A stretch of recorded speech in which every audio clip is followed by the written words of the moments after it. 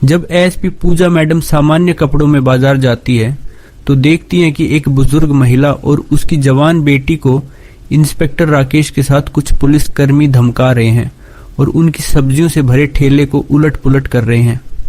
बुजुर्ग महिला हाथ जोड़कर कहती है, साहब मत कीजिए, ये वही ठेला है जिससे हम 2 वक्त की रोटी कमाते हैं।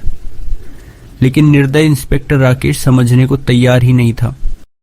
गुस्से में वह चिल्लाकर कहता है, यहाँ ठेला लगाने की अनुमति नहीं है। अगर आज के बाद तुम दोनों को यहाँ ठेला लगाते हुए देखूंगा तो जेल में डाल दूंगा। इतना कहकर वे लोग अपनी बाइक पर सवार होकर वहां से चले जाते हैं। इस दृश्य को देखकर पूजा मैडम का चेहरा कठोर हो जाता है, लेकिन बिना किसी हड़बड़ाहट के वह उन माँ बेटी के पास पहुंचती है। बुजुर्ग महिला जमीन पर गिर पड़ी है और बेटी डरी सहमी सी रोते हुए उन्हें उठाने की कोशिश कर रही है। पूजा मैडम धीरे से पूछती है, मां जी क्या हुआ? ये पुलिस वाले आप लोगों के साथ ऐसा क्यों कर रहे थे? बुजुर्ग महिला गुस्से भरी आवाज में कहती है, जाओ यहाँ से, तुम क्या ही कर लोगी जानकर। इस पर पूजा मैडम कहती है, मां जी मैं आप दोनों की मदद करूंगी, बताइए वो क्यों ऐसा कर रहे थे? बूढ़ी माँ कांपती आवाज में कहती हैं, क्यों हमारी गरीबी का मजाक उड़ा रही हो बेटी? जो बड़े बड़े अफसर हमारी मदद नहीं कर पाए तुम कैसे कर पाओगी? भगवान ने हमारी किस्मत ही ऐसी लिख दी है।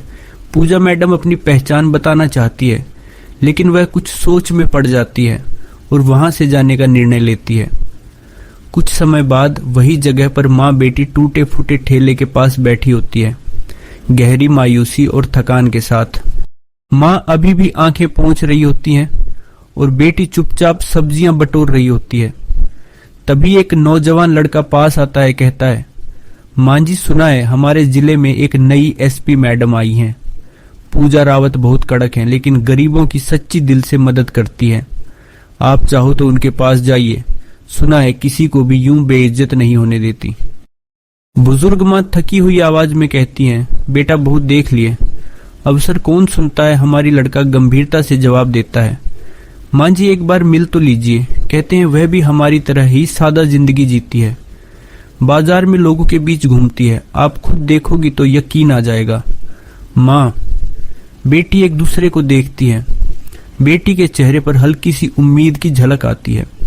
फिर एक दिन वह बुजुर्ग माँ और उसकी जवान बेटी उनके दफ्तर पहुंची हैं। उनके चेहरों पर डर और आंखों में आंसू हैं। जैसी उनकी नजर एसपी मैडम की तरफ जाती है तो बुजुर्ग महिला और उसकी बेटी हक्का बक्का रह जाती है, उनके होश उड़ जाते हैं। पूजा मैडम खाकी वर्दी में मेज के पीछे कुर्सी पर बैठी थीं।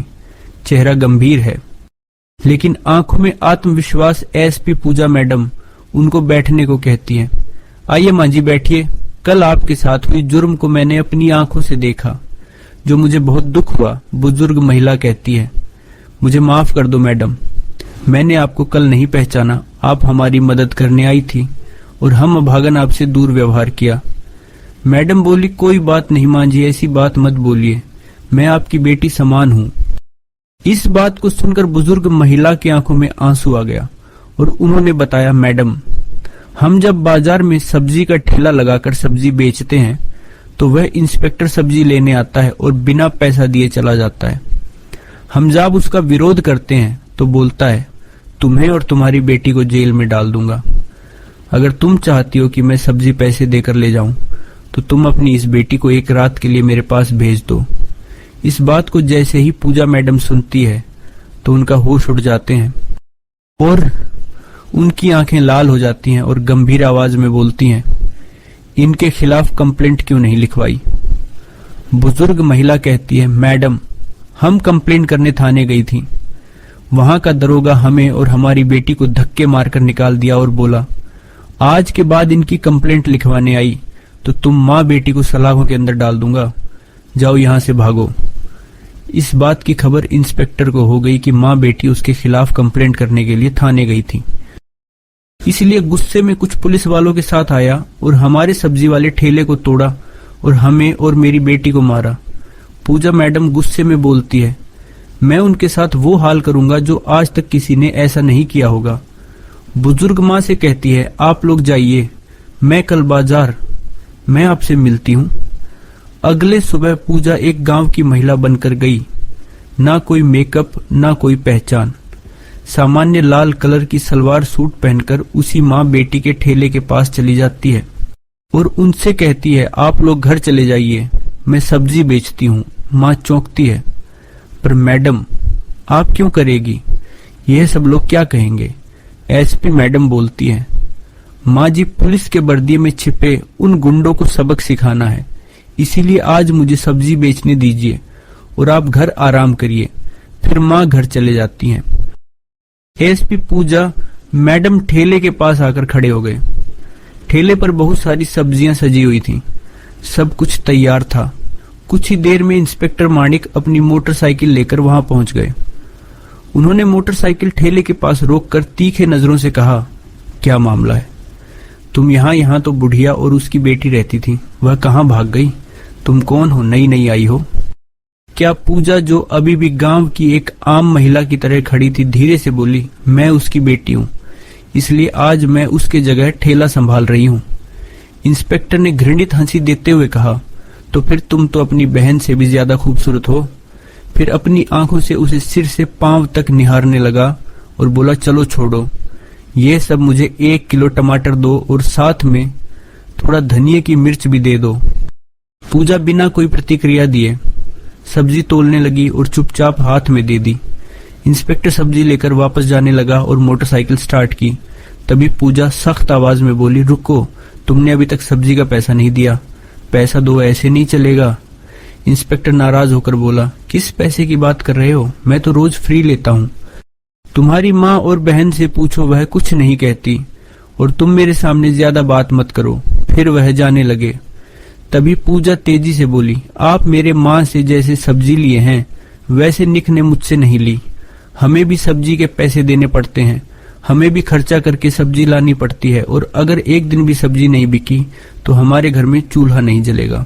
आपके जैसे लोग मुफ्त में सब्जी लेकर हमारे पेट पर लात मारते हैं। यह सुनते ही इंस्पेक्टर का चेहरा गर्व से लाल हो गया। वह गुस्से में आकर पूजा से बोला, अगर तू चाहती है कि मैं फ्री में ना ले जाऊं तो तुम्हें एक रात मेरे साथ बितानी होगी।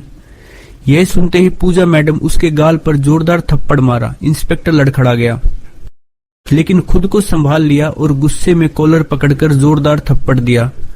पूजा कांपती आवाज में बोली, आपने एक महिला पर हाथ उठाकर बहुत बड़ी गलती की है, तुम्हें इसके नतीजे भुगतने पड़ेंगे। इंस्पेक्टर और गुस्से में चिल्लाया, तू मुझे मारी, तेरा इतना हिम्मत है, अभी दिखाता हूं। फिर उसने पूजा के बाल पकड़कर खींचे।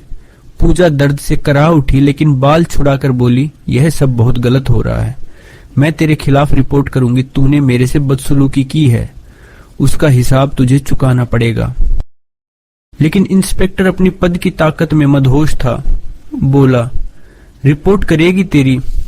इतनी हिम्मत है? तू एक सब्जी बेचने वाली गरीब भिखारिन की बेटी है और मैं इस थाने का इंस्पेक्टर, मैं तुझे यहीं से उठवा सकता हूँ। यह कहकर वह मोटरसाइकिल पर चढ़ गया और स्टार्ट करके चला गया। पूजा पहले तो कांप रही थी, फिर भी उसने खुद को संभाला। उसने पूछा कि यह इंस्पेक्टर कितना नीचे जा सकता है। कुछ देर ठेले के पास बैठने के बाद उसने सब्जी वाले को फोन किया और कहा, अब तुम ठेले पर आओ। सब्जी वाली आते ही पूजा चुपचाप वहां से निकल गई। घर जाकर उसने अपने कपड़े बदले और पीले रंग का सलवार सूट पहनकर एक आम औरत की तरह थाने पहुंची। थाने पहुंचकर देखा कि इंस्पेक्टर माणिक वहां नहीं था, एक हवलदार डेस्क पर बैठा था। पूजा ने सीधे उससे पूछा, मुझे रिपोर्ट करनी है इंस्पेक्टर माणिक से, और एसओ साहब से भी मिलना होगा। हवलदार ने जवाब दिया, इंस्पेक्टर साहब कुछ काम से घर गए हैं और एसओ साहब फील्ड विजिट पर बाहर गए हैं, आप चाहे तो थोड़ा रुकिए। पूजा की आंखों में अब न्याय की आग जल रही थी और यह आग अब फिर बुझने वाली नहीं थी। थाने में कुछ वक्त बिताते ही अचानक दरवाजा खुला और एसओ अमित रांडा अंदर आए। भारी कदमों से अंदर आते ही उनकी नजर पीले सलवार सूट पहने उस आम महिला पर पड़ी, जो कोई और नहीं, खुद डिप्टी मजिस्ट्रेट पूजा थी। अमित राणा ने सख्त आवाज में पूछा, तुम कौन हो, यहाँ क्यों आई हो? पूजा ने शांत स्वर में कहा, मुझे रिपोर्ट बनानी है। यह सुनकर अमित राणा तंज कसते हुए हंस पड़े। रिपोर्ट बनानी है तो पहले कुछ खर्चा लेकर आओ। यहाँ रिपोर्ट बनाने के लिए 10 से 8-15 हजार लगते हैं। लाए हो तो निकालो, वैसे भी तुम्हारी रिपोर्ट लिख दूंगा। यह सुनकर पूजा का चेहरा गंभीर हो गया और गंभीर आवाज में बोली, किस पैसे की बात कर रहे हैं?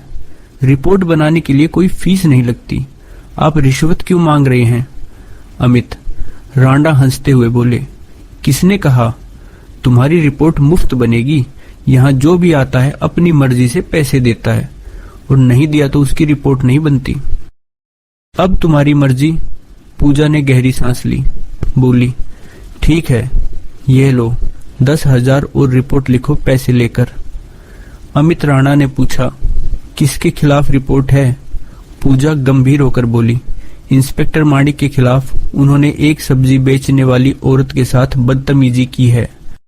रोज वो उसकी से बिना पैसे सब्जियां ले जाते हैं और जब मैंने विरोध किया तो उन्होंने मुझ पर हाथ उठाया। मैं इसके खिलाफ सख्त कानूनी कार्रवाई चाहती हूँ। अमित राणा का चेहरा मुरझा गया, उनके चेहरे पर डर साफ दिख रहा था। घबराते हुए बोले, वह तो हमारे थाना के सीनियर इंस्पेक्टर हैं और वैसे भी अगर कोई फ्री में चीज देता है तो उसमें क्या बुरा है, हम पुलिस थोड़ा ऐसे ही हैं। पूजा अब सब कुछ समझ चुकी थी कि यह सिस्टम अंदर से ही सड़ा हुआ है। यह लोग सिर्फ यूनिफॉर्म नहीं पहनते, गरीबों की बेबसी का व्यापार करते हैं। वह कुछ बोले बिना चुपचाप थाने से बाहर निकल गई, लेकिन उसकी आंखों में अब आग जल रही थी। अगले दिन सुबह डीए पूजा यूनिफॉर्म पहनकर गाड़ी लेकर सीधे उसी थाने पहुंचा। उसके साथ था उसका सरकारी गार्ड थाने के गेट पर। यूनिफॉर्म में उसे देखकर पूरा स्टाफ दंग रह गया।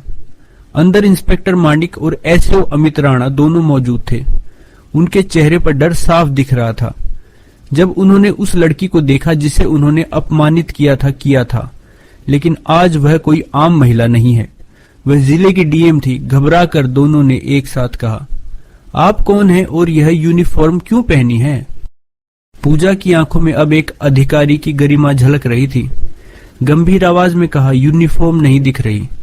मैं इस जिले की डीएम पूजा हूं और अब मुझे सब पता चल गया है कि इस थाना में गरीबों को कैसे डराया जाता है, उनसे पैसे कैसे वसूले जाते हैं और कानून के नाम पर अत्याचार कैसे किया जाता है। दोनों के पैर जमीन से कट गए। घबराकर उनकी आवाज कांपने लगी। मैडम, आप क्या कह रही हैं? अगर आप सच में डीएम हैं तो फिर आईडी दिखाइए। पूजा बिना कुछ कहे अपनी बैग से सरकारी पहचान पत्र निकालकर अमित राणा के सामने रख दी। आईडी देखकर अमित राणा का हाथ कांपने लगा। उसका चेहरा सफेद पड़ गया। तुरंत हाथ जोड़कर झुकते हुए बोला, माफ करना मैडम, मुझे पता नहीं था कि आप डीएम हैं। मेरी बड़ी गलती हो गई। पीछे खड़े इंस्पेक्टर माणिक भी उस समय डर गए थे। वे भी हाथ जोड़कर बोले, मैडम जी माफ कीजिए, जो हुआ भूल जाइए, फिर कभी नहीं होगा। दोनों ऑफिसर शर्मिंदगी से सिर झुकाए खड़े थे, लेकिन डीएम पूजा की ठोड़ी अब किसी नरमी कोई बात नहीं। कड़क आवाज में बोले, आज से तुम दोनों को सस्पेंड करती हूँ और जो काम यूनिफॉर्म पहन के जो कुछ किया है उसका हिसाब अब कानून करेगा। इस जिले में अब गरीबों का अपमान नहीं होगा और यूनिफॉर्म के पीछे छुप के लूटपाट भी नहीं चलेगी। फिर पीछे खड़े स्टाफ को आदेश दिया, इन दोनों को तुरंत गिरफ्तार किया जाए और इनके खिलाफ सख्त विभागीय जांच के साथ साथ आपराधिक मामला दर्ज हो। आज तुमने साबित कर दिया कि वर्दी ताकत का नहीं, जिम्मेदारी का प्रतीक है, लेकिन जो तुमने किया वो ना तो इंसानियत है ना कानून के लायक। अगर मैं आज तुम्हें सिर्फ सस्पेंड कर दूं तो तुम्हें सजा नहीं छूट मिल जाए और तुम फिर किसी गरीब को कुचलोगे, किसी बेबस की आवाज को बंद करोगे। इतना कहकर पूजा जैसे ही आगे बढ़ने लगी, इंस्पेक्टर मनीष और एसएचओ अमित राणा उनके पैरों में गिर पड़े। आंखों में शर्म और डर साफ झलक रहा था। मैडम, एक आखिरी मौका दे दीजिए, हम सच में बदल जाएंगे। अमित राणा गिड़गिड़ाया, माफ कर दीजिए मैडम, वादा करता हूँ आगे ऐसी गलती नहीं होगी। अगर दोबारा कुछ किया तो जेल भेज देना। मनीष ने सिर झुकाते हुए कहा। पूजा कुछ पल शांत रही, फिर गहरी सांस लेते हुए गंभीर स्वर में बोली, तुम्हें माफी नहीं, इंसाफ मिलेगा, लेकिन कानून के दायरे में आज से तुम्हारे खिलाफ केस दर्ज होगा। अगर तुम्हारी नीयत सच में बदल गई है तो अदालत में साबित करो। कानून सबके लिए एक जैसा है, अफसर हो या आम आदमी। उनके शब्दों ने थाने के हर कोने में गूंज छोड़ दी। पूजा ने जाते जाते पूरे स्टाफ की ओर देखते हुए कहा, पुलिस की वर्दी डराने के लिए नहीं होती, भरोसा दिलाने के लिए होती है। जब तक इस वर्दी को पहनने वाला इंसान खुद इज्जत देना नहीं सीखेगा, तब तक इस वर्दी की इज्जत भी नहीं होगी। बाहर निकलते ही पूरा थाना शर्म में डूबा हुआ था, लेकिन उस दिन के बाद बदलाव साफ दिखा। अब ना रिश्वत चलती थी, ना गरीब की आवाज दबती थी। सब्जी बेचने वाली महिला फिर से मुस्कुराती दिखती थी। अब उसे पुलिस का डर नहीं भरोसा होता था। यह कहानी बताती है कि जब सत्ता में बैठा व्यक्ति ईमानदारी से न्याय करता है तो पूरा सिस्टम बदल सकता है, और वर्दी की असली पहचान उसके कर्मों से होती है, न कि पद से। अगर यह कहानी आपको पसंद आई तो इसे जरूर शेयर करें, ताकि हर किसी तक यह संदेश पहुंचे कि अन्याय करने वाला अफसर भी सजा का हकदार होता है और कानून सबके लिए बराबर होता है।